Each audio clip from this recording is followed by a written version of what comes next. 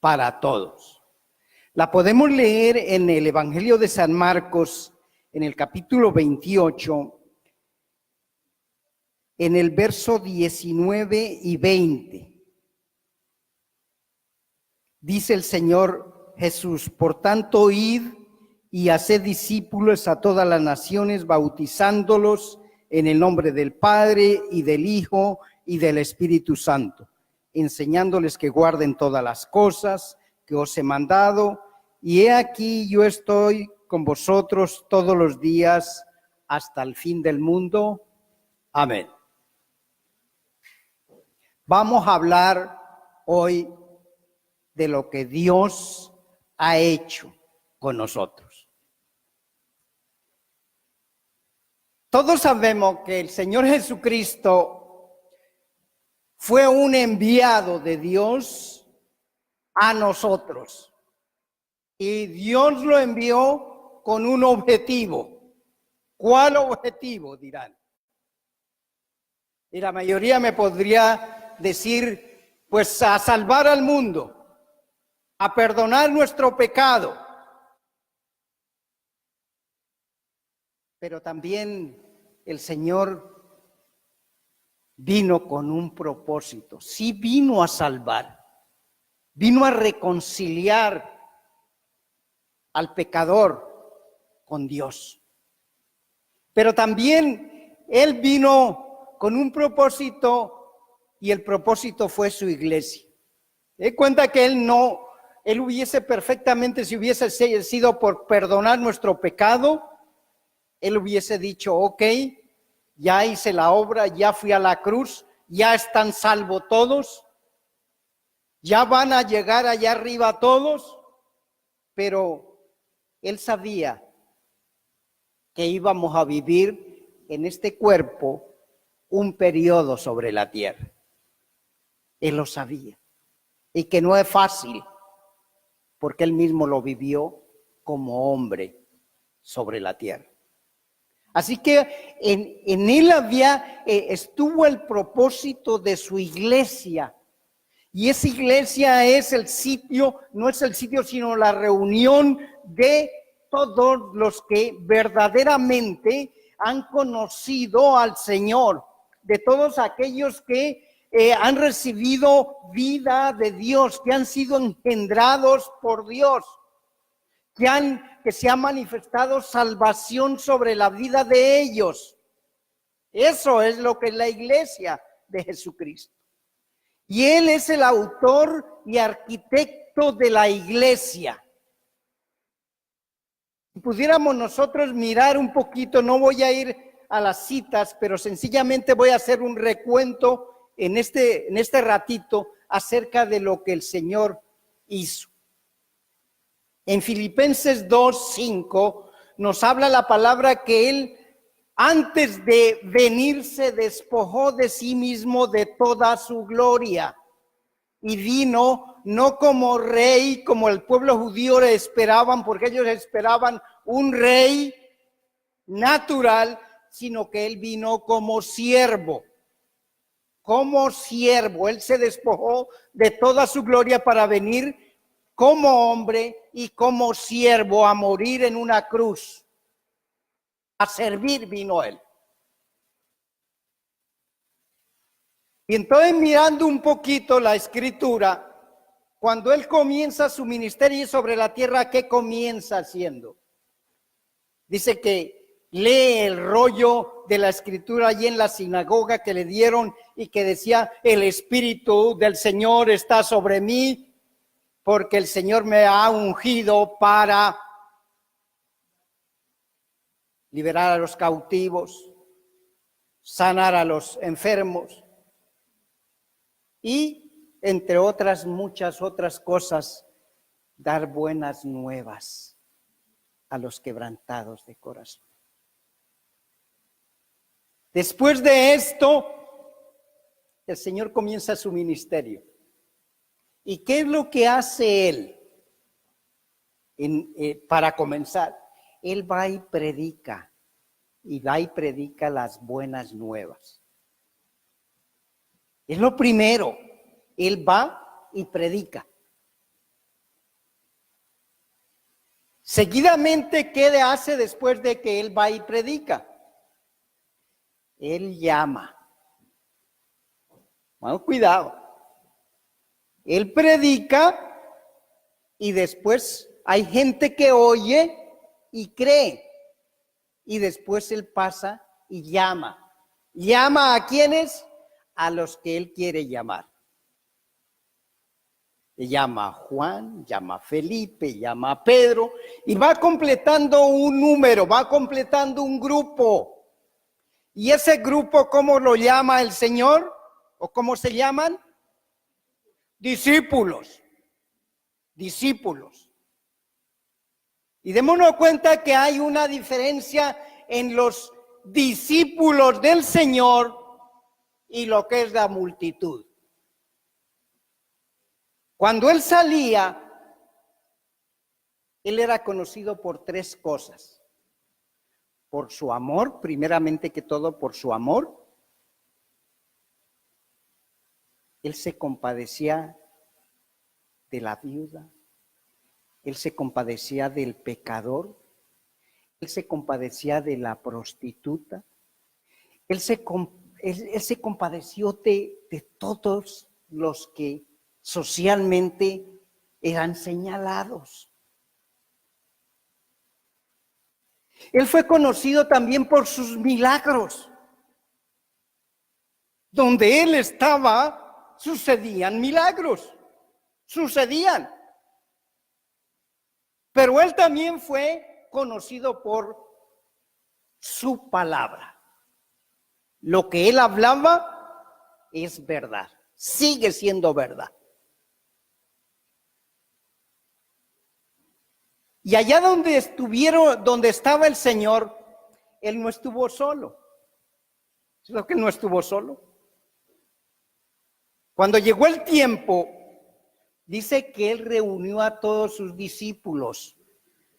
Y de esos, sin número, dice que eran más o menos 120.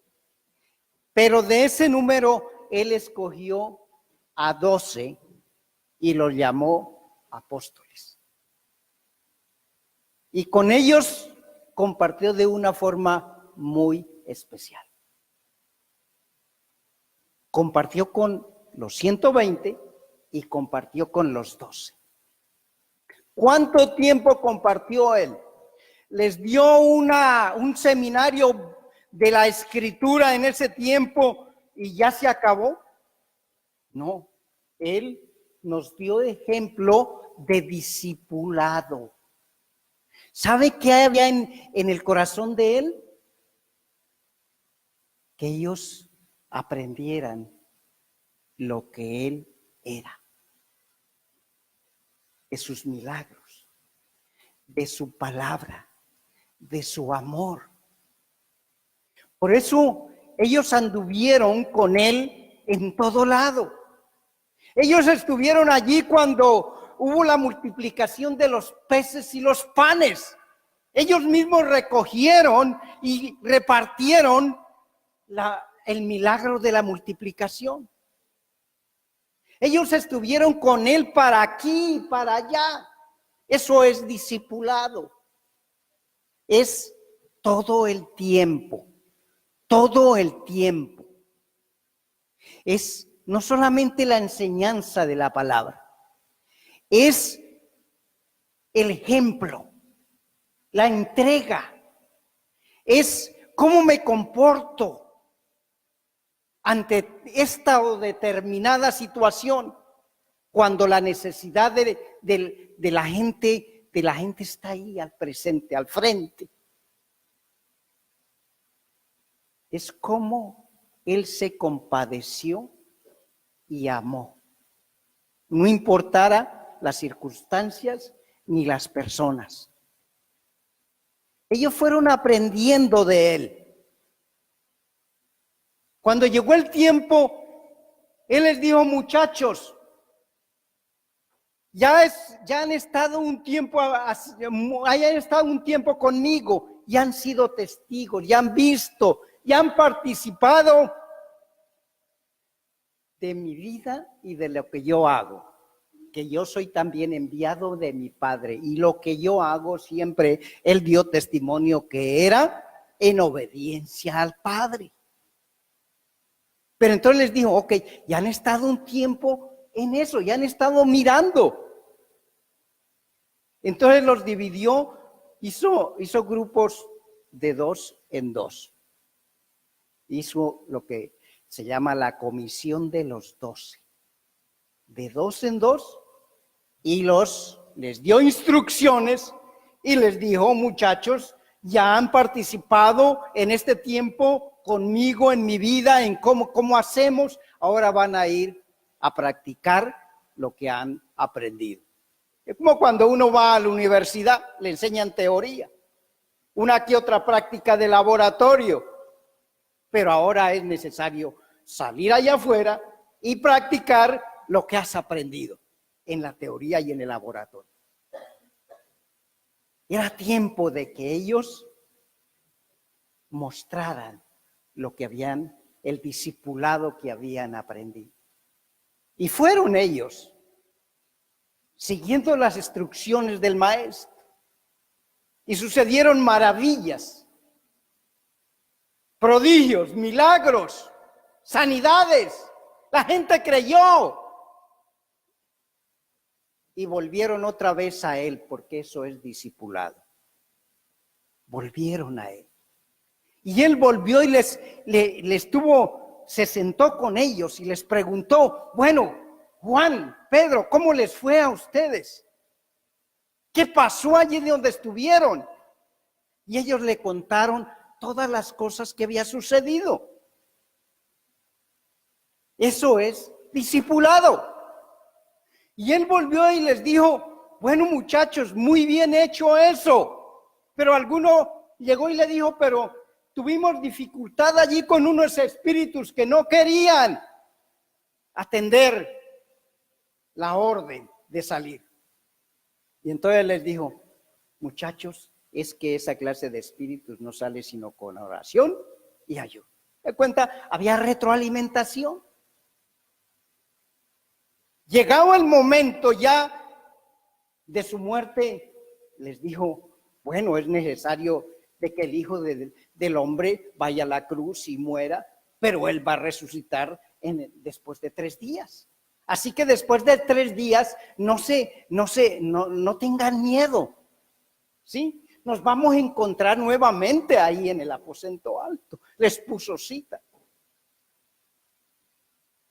Pero sucede lo que él les dice, es cogido, es maltratado, es crucificado, y allí todos sus discípulos, en excepto de uno más algunas mujeres, se sienten solos, sienten miedo y se van de él. Se van de él. Pero ¿qué sucede él cuando resucita? Como buen líder, él vuelve a buscarlos porque la cita tenía que cumplirse. Él va por este camino, por el otro lado, y los recoge nuevamente para reunirse con él después de resucitado.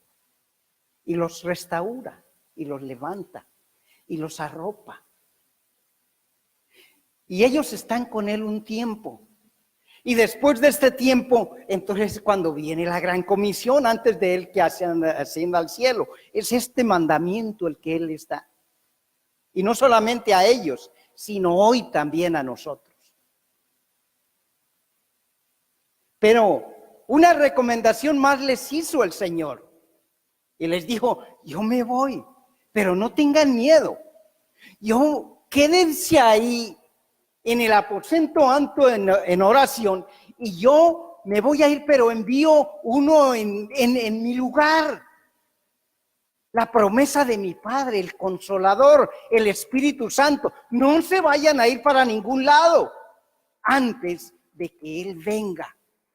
Y Él vino, la promesa pues fue cumplida, y vino el Espíritu Santo en el Pentecostés, que lo leemos en Hechos capítulo 2. Y todos fueron llenos del Espíritu Santo. Y sale inmediatamente Pedro allí. Y en el primer sermón, ¿sabe cuántos recibieron al Señor? Imaginen, el primer sermón, 3,000 de una vez. O sea, ya habían 3,120 en la iglesia. Segundo sermón, 5,000 más. ¡Wow! El poder del Espíritu Santo. Pero ¿sabe qué pasó? ¿Sabe qué pasó, iglesia de Jesucristo? Que ellos se sintieron muy cómodos. Se sintieron muy cómodos. Y como la iglesia de la mayoría era de judíos, pues los apóstoles judíos también, pues ellos entendieron que la salvación era solamente para los judíos. Y se sintieron cómodos en Jerusalén, el poder del Espíritu Santo era con ellos, se manifestaban prodigios, milagros, pero ¿cuál había sido el mandato que el Señor les había dicho? A Jerusalén, a Judea, a Samaria y hasta lo último de la tierra. Pero ellos no se quedaron en Jerusalén. ¿Y entonces qué pasó? Pues vino la persecución. Dios permitió la persecución. Y producto de esa persecución, muchos sintieron miedo. ¿Cuántos aquí a veces les da miedo salir por ahí a testificar del Señor? Pues ellos no tenían mucho miedo de testificar, pero sí tenían miedo de la persecución. Y cuando el miedo entra, cuando uno está con temor, con esa clase de temor, no en el temor a Dios, sino en esa clase de temor, uno se acomoda en la iglesia. Ay, qué rica es la iglesia allí donde voy, esos hermanitos tan amorosos. Yo voy, siempre me siento en la misma silla, hago lo mismo, me saludo con los mismos, me abrazo con los mismos y salgo de allí y me voy otra vez al calor de mi casita y así permanezco el siguiente domingo y el siguiente domingo y eso es sabrosura y comodidad. ¿Cuánto estamos viviendo de esta forma? Nos hemos acomodado al calorcito. Nos da temor salir, compartir con alguien, por miedo a alguna clase de persecución. Pero ¿saben una cosa? Como el propósito de Dios siempre se cumple, vamos a ir a Hechos de los Apóstoles capítulo 13.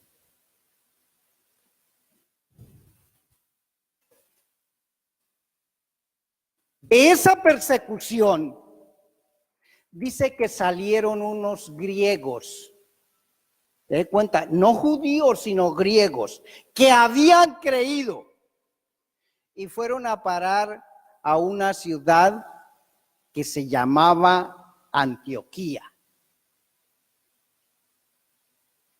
Y comenzaron esos griegos a compartir lo que ellos habían experimentado de Dios, de Jesucristo, con otros de ahí locales. Y entonces se formó una iglesia en Antioquía. Y al llegar a los oídos de los apóstoles en Jerusalén, entonces enviaron a Bernabé para allá. Y Bernabé llegó allá y encontró, wow, qué tremendo aquí. Esos que vinieron, que creyeron únicamente en el Señor, pues están compartiendo aquí la palabra. Están compartiendo lo que Dios les se manifestó, la salvación por medio de la fe en Jesucristo, el perdón de pecados.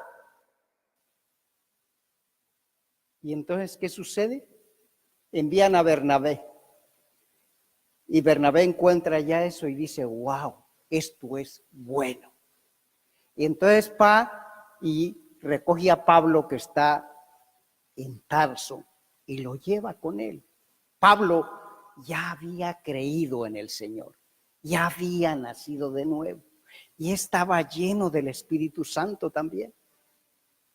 Y va Pablo para allá junto con Bernabé. ¿Y sabe cuánto tiempo duran en Antioquía? Antes de que yo les lea este pedacito aquí, 2 añitos. La iglesia de Antioquía tenía 2 años. Solo 2 años. ¿Cuánto tiempo tenemos? ¿Cuánto tiempo tiene la iglesia de Stavanger? 20 años. El año entrante cumplimos 20 años. Aquí comenzamos en 1999. Ya hace un tiempo. ¿Te acuerdas, Normita? Tú eres de las primeras aquí. ¿Sí? 20 años. Pero vamos a leer lo que había aquí en Antioquía. Dice en el capítulo 13 de los Hechos, verso 1, dice: había entonces en la iglesia que estaba en Antioquía profetas y maestros. Bernabé, Simón el que se llamaba Níger, Lucio de Cirené, Manaén el que se había criado junto con Herodes el tetrarca, y Saulo.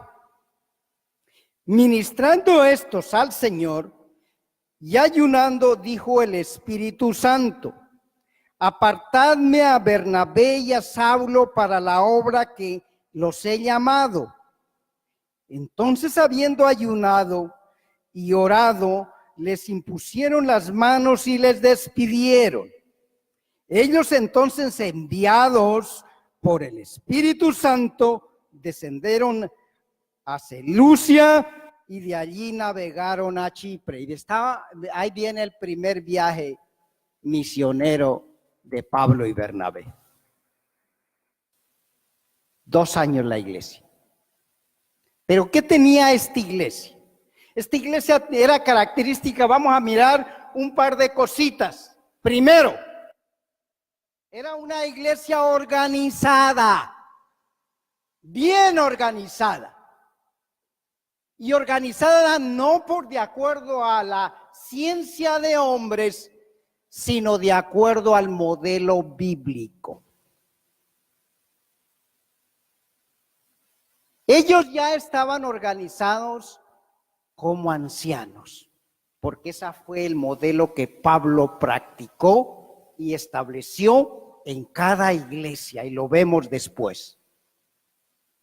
La autoridad máxima de la iglesia eran los ancianos de la iglesia. Y en medio de los ancianos, en ese cuerpo plural, en ese cuerpo variado, en ese cuerpo habían ¿qué clase de dones? Porque son los dones de Jesucristo.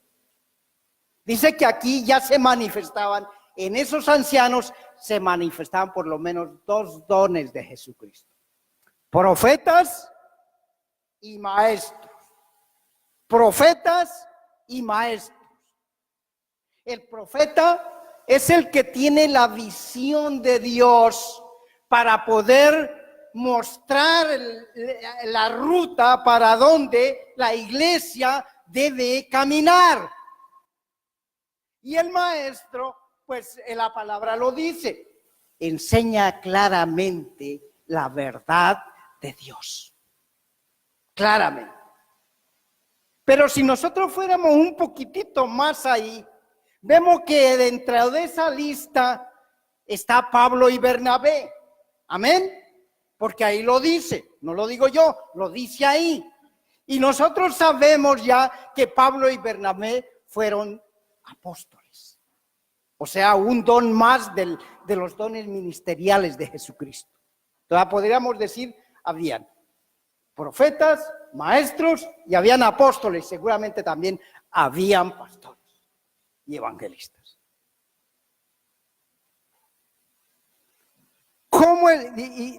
Pero miramos aquí y encontramos esa iglesia bien organizada, dispuesta. Wow, iglesia que estaba dispuesta. Esos ancianos que estaban allí era no solamente los ancianos, sino todos. Eran personas comprometidas. Quisiéramos tener una iglesia así, ¿cierto? No escucho ni un amén ni nada, todo está en silencio aquí. ¿No les gustaría tener una iglesia así como la de Antioquía? Que respire la pasión de Cristo. Que no solamente esté ocupada de hacer eventos en la iglesia, sino que esté ocupada de entregar la palabra de Dios y hacer discípulos, tanto local como globalmente. Qué rico sería tener una iglesia así. Que haya pasión, que cada vaso esté pendiente. ¡Wow! Esto he recibido del Señor. Y por lo tanto, como yo he recibido del Señor, y el Señor sé que ha perdonado mis pecados, sé que me ha dado una criatura nueva, ya no vivo yo, sino Cristo vive en mí. Entonces ese Cristo que vive en mí va a ser conocido aquí y allá en mi vecindario, en mi escuela, en mi trabajo y donde el Señor me envíe.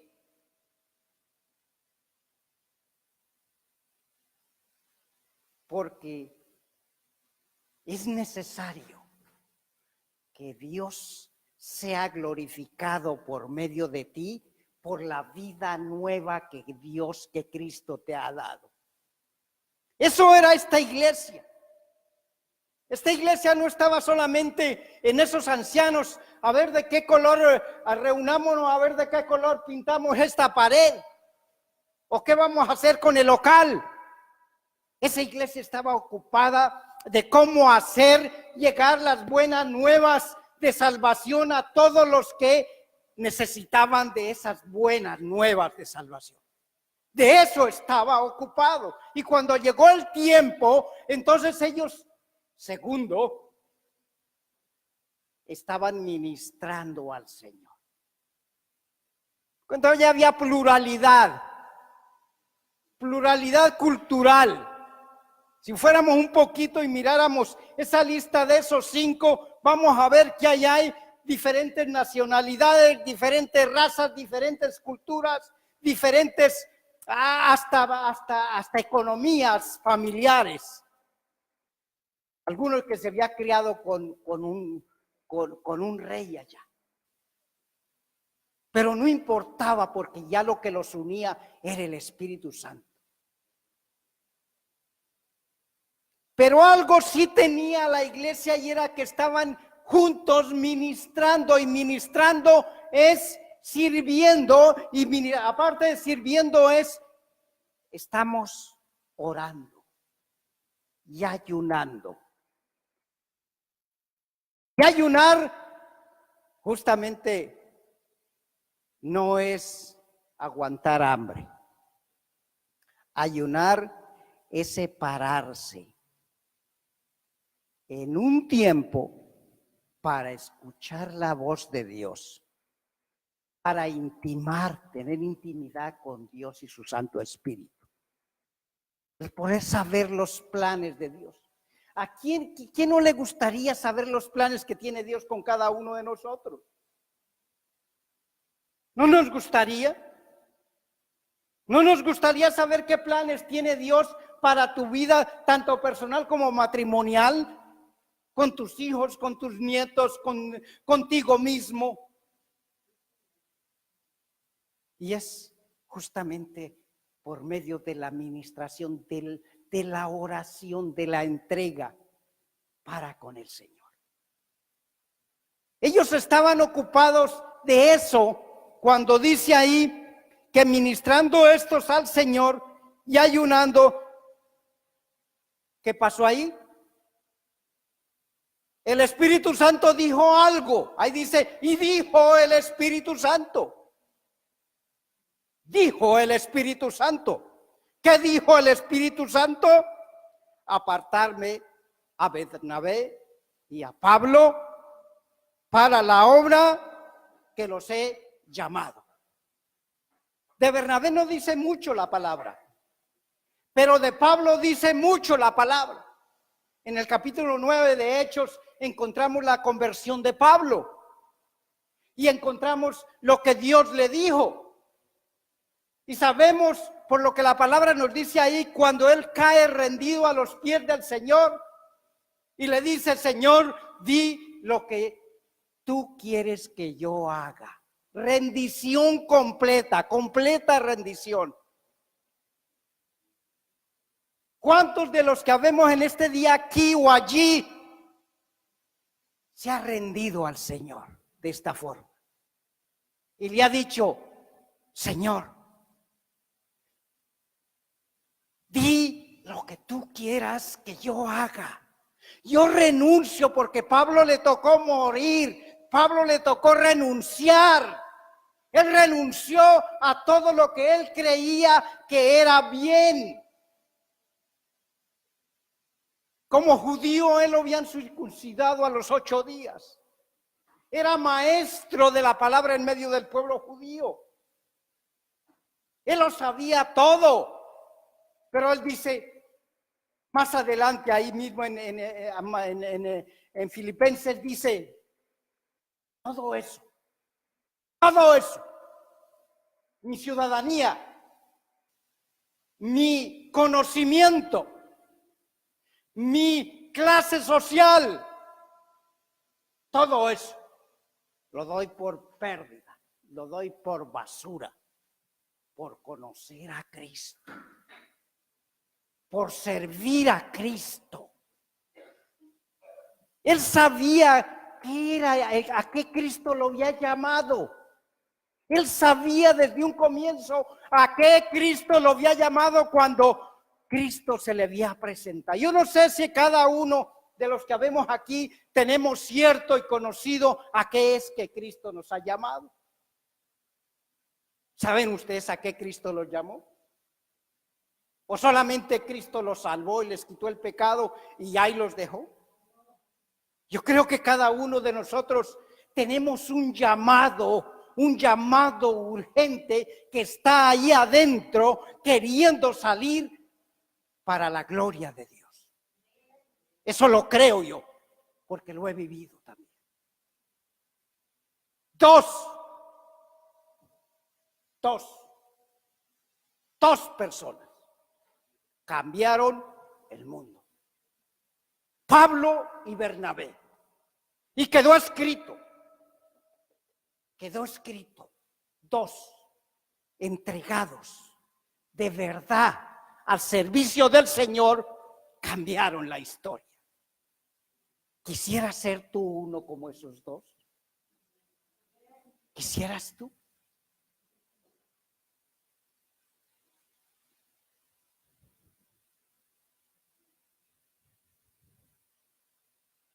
Apartadme a Bernabé y a Saulo para la obra que os he llamado. Entonces, habiendo ayunado y orado, les impusieron las manos y los despidieron. Obediencia al Espíritu. ¿Quién los separó? ¿Quién los separó a Bernabé y a Pablo? El Espíritu. ¿Quién los envió? Pero ayúdenme, hermanos. ¿El Espíritu los envió o no los envió el Espíritu? Pero había un grupo de hermanos allí en una iglesia bien organizada. Y esos hermanos estaban dispuestos a obedecer al Espíritu, porque también eran parte de lo mismo, del mismo sentir, del mismo mandamiento del Espíritu. Entonces, cuando llegó el momento, impusieron las manos y los despidieron. Y aquí, cuando dice imponer las manos, no es, a ver, venga aquí, que por medio de la imposición de manos, entonces ustedes van a recibir dones especiales o qué sé yo. Sencillamente, cuando dice imponer las manos y despedir, es, mire, nosotros como iglesia estamos comprometidos con lo mismo. Vamos a estar en oración. Vamos a estar pendientes qué Dios hace allí donde el Espíritu los ha enviado. Vamos a estar pendientes, porque sabemos que el Espíritu va a hacer maravillas allí donde el Señor los haya enviado. Y en ese tiempo no es como hoy, que uno se va de misión y uno está reportando todo el tiempo por medio de los diferentes medios de comunicación qué está sucediendo al instante, o en vivo y en directo. En ese tiempo no era así. Los despidieron, váyanse, que el Espíritu los guíe. Sabemos que vamos a estar en oración, sabemos que vamos a estar pendientes de ustedes, pero no era fácil escuchar noticias de ellos. Pero ellos, la iglesia se comprometió toda. Todos estaban unidos en el mismo propósito. Lo digo, porque también lo he vivido. Cuando el Señor hace un llamado. ¿Cuántos han estado en misión?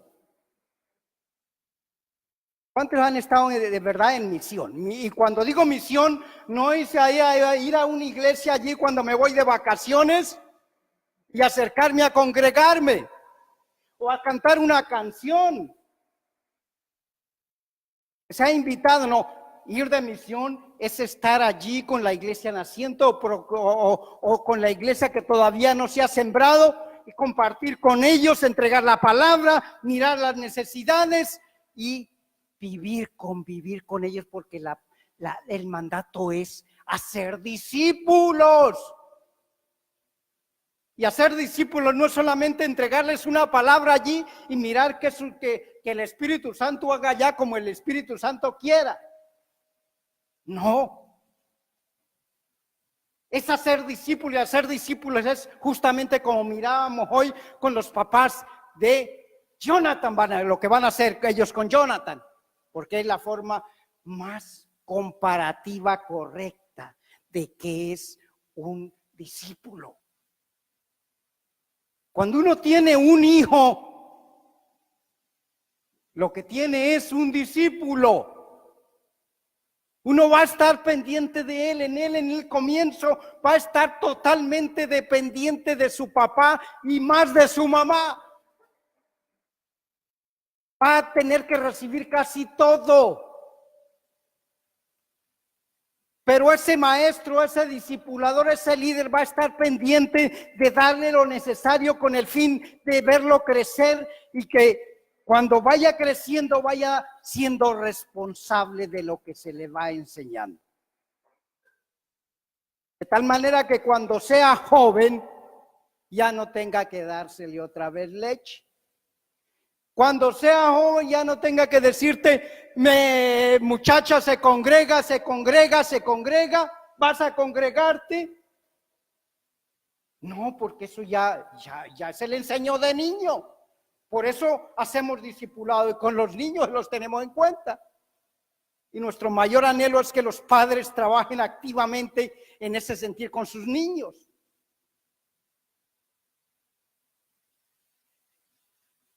Cuando llega el tiempo ya de joven y ya no se les dice, ¿estuviste orando, hiciste tu devocional? Eso ya pasó. Es parte del discipulado. Eso ya se enseñó. Así que discipular es como tener hijos. Es exactamente lo mismo. Nunca un padre va a dejar de ser padre o una madre va a dejar de ser madre con un hijo, así tengan los dos más de 100 años.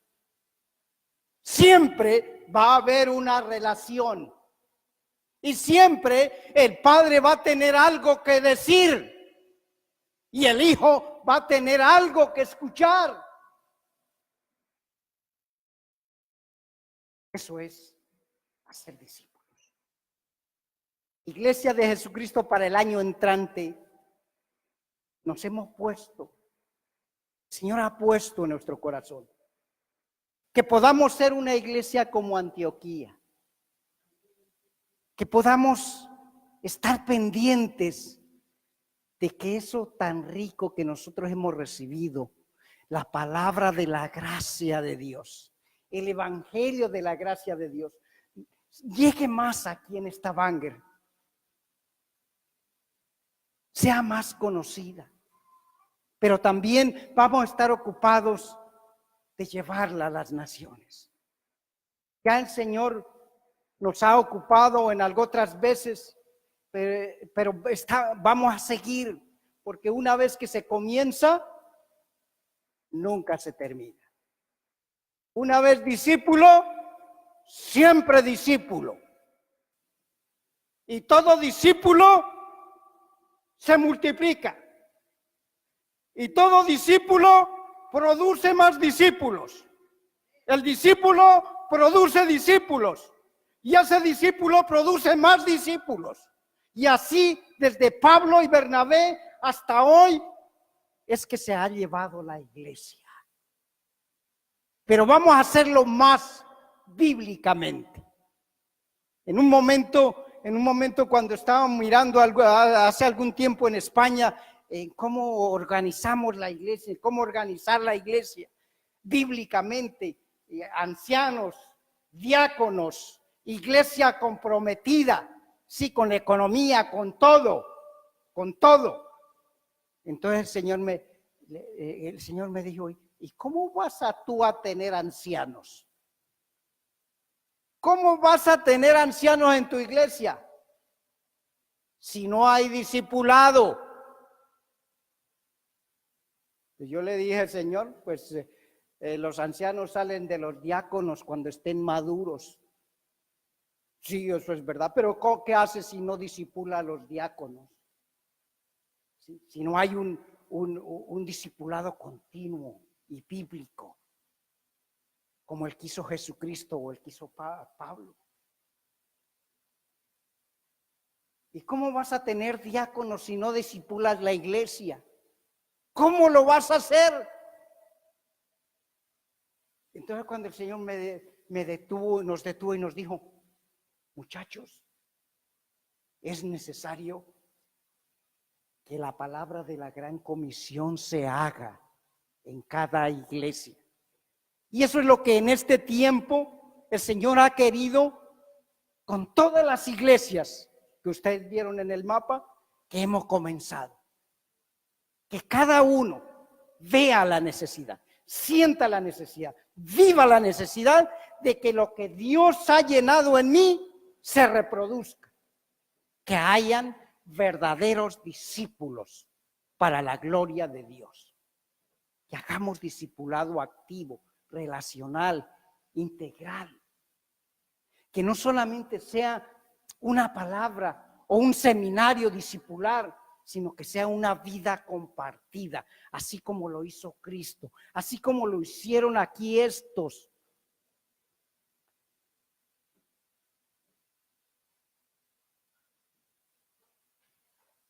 Estamos pidiéndole encarecidamente al Señor que el Señor envíe obreros, pero no cualquier clase de obreros, sino obreros enviados por Dios. ¿Quién quisiera ser obrero aquí? 3 obreros. Wow, solo 3 obreros. Señor, en tu misericordia envía obreros para recoger tu miel, Señor. Toca corazones, Dios mío. Toca corazones, Señor.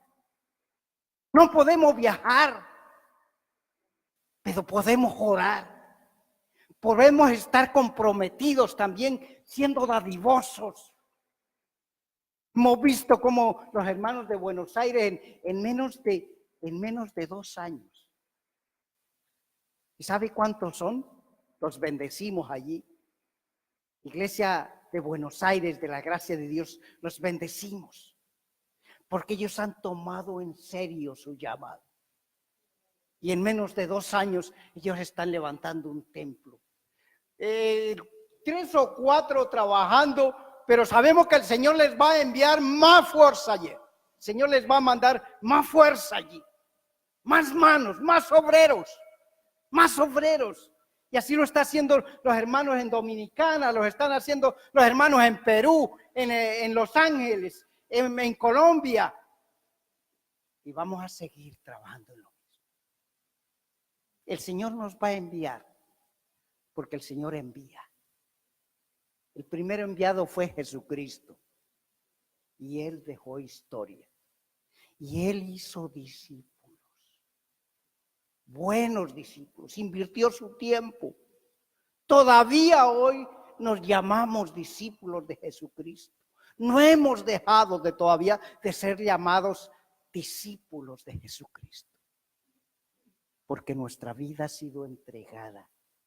Y si Él nos amó y se entregó por nosotros, nosotros tenemos que tener una respuesta a ese amor de Cristo. Una respuesta de entrega, una respuesta de servicio, una respuesta de compromiso. Yo declaro y confieso que la palabra de Dios es verdad. Y que si ella dice, se hace en nosotros. Estemos donde estemos, no importa. Porque donde tú estés, en el lugar donde tú estés, eres discípulo de Jesucristo.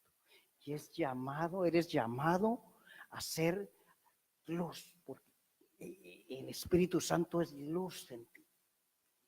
Es llamado a hablar la verdad de Dios, el Evangelio de Jesucristo, las buenas nuevas, porque eso está ahí adentro. Si no abres, tú te intoxicas. Aleluya. ¿Quién hubiese podido detener a Pablo cuando el Espíritu Santo le dijo, ve? ¿Quién lo hubiese podido detener? Ni que Pedro y todos los de Jerusalén hubieran llegado y le dicen, Pablo, tú no te vas para allá. Yo creo que Pablo se había ido. Porque era el llamado del Señor. Y nadie hubiese podido detener. Yo quisiera que pudiéramos aquí haber muchos Pablos, muchos Bernabés, que sin importar ni siquiera el valor de sus vidas, se entregaron para el servicio del Señor y la gloria de Dios. Señor, envíe obreros como Pablo, Señor. Sabemos que tú estás haciendo, Dios. Te pedimos más obreros, Señor, comprometidos con tu sentir, Señor Jesucristo. Vamos a ponernos de pie.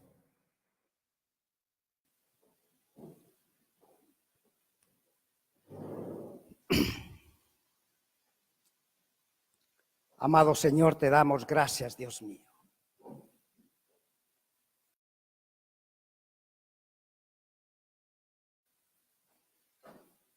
Gracias, Dios, porque tú nos quieres organizar, Dios.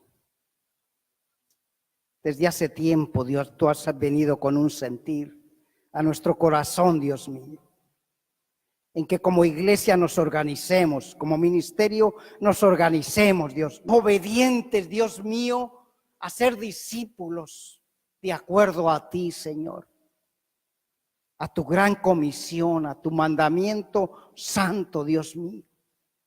Que no nos conformemos, Dios mío, con entregar tu palabra o sembrar una semilla, sino que también estemos comprometidos con regarla, con limpiarla, con ver por ella, Dios mío, Señor, por cubrirla, por mirar cómo está cada uno, Dios mío, bendito Salvador.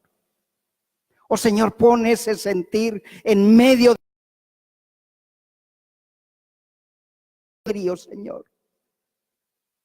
Y Señor, a nosotros los que hemos nacido de ti, lo que hemos experimentado, oh Dios, de tu amor incondicional, Señor, pone en nosotros esa entrega, Dios mío, que podamos en ti como una respuesta de amor, porque tú nos amaste primero, Señor.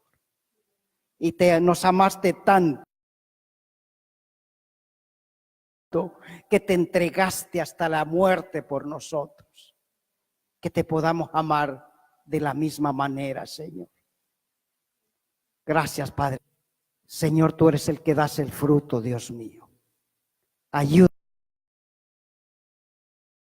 Señor, a alcanzar a las naciones, pero no de cualquier forma, Señor, sino como tú mismo, por medio de